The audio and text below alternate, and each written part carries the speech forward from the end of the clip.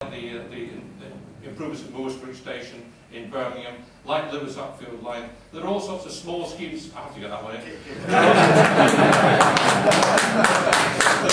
There are all sorts of small schemes across the country that actually don't cost a great deal of money in big towns, but actually make a big difference to the network. And by the way, if we get Network Rail working more efficiently, then we can get the cost of those schemes down. Why does it cost 7 times as much to change a set of points in this country as it does in Switzerland? There's a lot of money to be got out of Network Rail being more efficient. Comparisons with Switzerland. I've just been in Switzerland on trains. Right, okay, Alan Francis, please.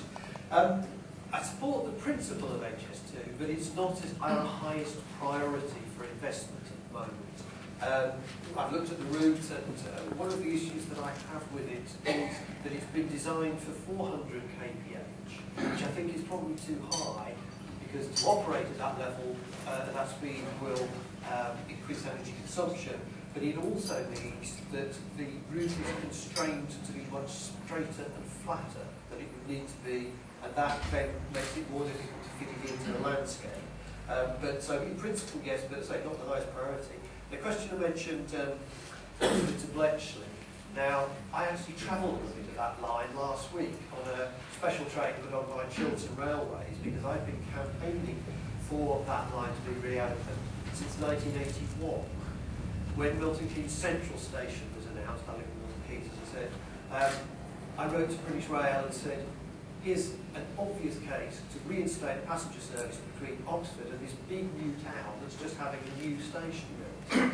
I'm still waiting 29 years later, but there is this East West Rail Consortium, as I went on the train on the part of it last week, which they put on. So I would give more priority to increasing the capacity of the existing network, reopening lines such as Oxford, Cambridge, Suxfield.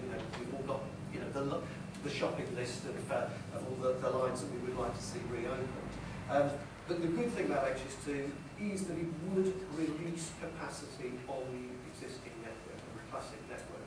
For me, that's almost as big a benefit as the extra speed that it would give between London, Birmingham, or wherever. It's the fact that it increases the capacity of the network as a whole, and that is definitely beneficial, because we have to get more people out of cars and planes and onto the road.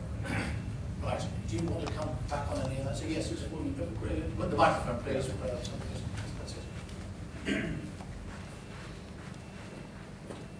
Thank you. I'd just like to mention that the French experience of building their high-speed rail links has been to the detriment of their conventional lines, and you will find that a lot of them are very shabby, and our average railway line, our little wayside station at the sticks, is far better, and our services and our trains are far better. I think if you pour all your money into HS2, then we're going to find our conventional network can suffer, and these little lines or pet projects just aren't going to happen. Okay, anybody else want to comment on this particular issue? Okay, yes, sir. Yes, gentlemen, just a comment made. Yes, just microphone. Sorry, was the comment made? Could you just give us your name? Sorry, John Hayward. I'll start again. Sorry, John Hayward. Was the comment made you'd be able to get from Leeds to Canary Wharf in 90 minutes? 99. 99 minutes? Yep, with a change. Do you know how long it takes to get from Euston to Canary Wharf instead? To Leeds in 30 minutes? Well, I mean, obviously, the whole point of our proposal to have a connection point at Old Oak Common is to provide a connection through the Crossrail, which then enables you to make a very quick change and get where you want to get to in the city very quickly, and conversely to Heathrow in the other direction in 10 minutes. And I think the key point, not to be misdirected by, is that of course Heathrow isn't one place, and wherever you put bus station for Heathrow, it won't really satisfy anybody who's trying to catch a plane. So you might as well be changing Old Oak Common on a train which will stop at all of the passenger terminals. And it adds a significant amount to the journey time, as does the inverted S taking you via Manchester. So if you live in work in Leeds, as I say, they're a growing successful business district, you can plan to add 20 to 25 minutes onto the high-speed proposals from Stephen's party, which I think is a considerable detriment to that connectivity that we're trying to achieve by drawing the nation closer together through the ability to travel more quickly. And we know that from the European examples that people are attracted to it, and indeed the way it has grown is through, in many instances, being able to run trains off the high-speed network onto the conventional network in the first place, which of course gives us even more reach than the actual development does in the first place. But I mentioned Crossrail, and the significance of Crossrail is that this is really the proving ground for the new generation of people who are going to build our railways. And I'm pleased to hear that we're going to be able to go ahead with the Rail Academy project today. That news came out.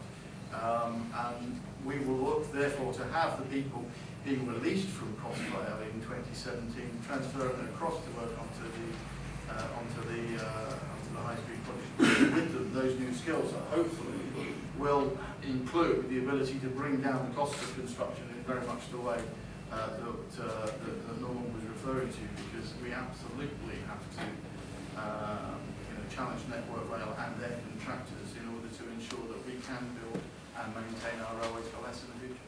Right, okay, we might get... Is it on this subject, Christian? Okay, Christian Walmer, although I'm putting his name, so he doesn't have to do it. It's Christian Walmer. Christian Walmer. Just a quick point that I'd like to correct and ask all the panel about on the high-speed line.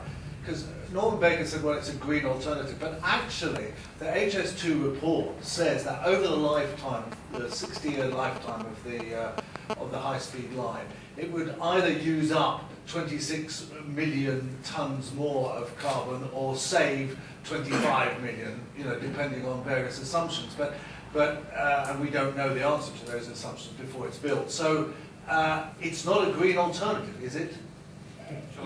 Yes, please. Well, I think you have to look at things in the round. First of all, I think the document itself produced by the government suggested that, for example, London and Glasgow would be greener. But it's more than that. You've got to look at the fact that there's an increased demand for travel. Unless we're going to tell people they can't travel, the increased demand for travel north to south has to be met by rail, road or air. And of those three, rail is much the cleanest of the three to be advancing. And certainly my party wants, for example, to have no growth of aviation in the southeast. It also depends on the source of electricity, of course, if lines are electrified. And if we move towards, as I want to, a much more renewable-based energy source, then I think that suggestion doesn't bear weight. It only bears weight if you insist on having fossil fuel derivatives funding your railway. Anybody else want to come in on this issue before Roger? Let's take one more, because we need lots of other subjects to come on to. Yes.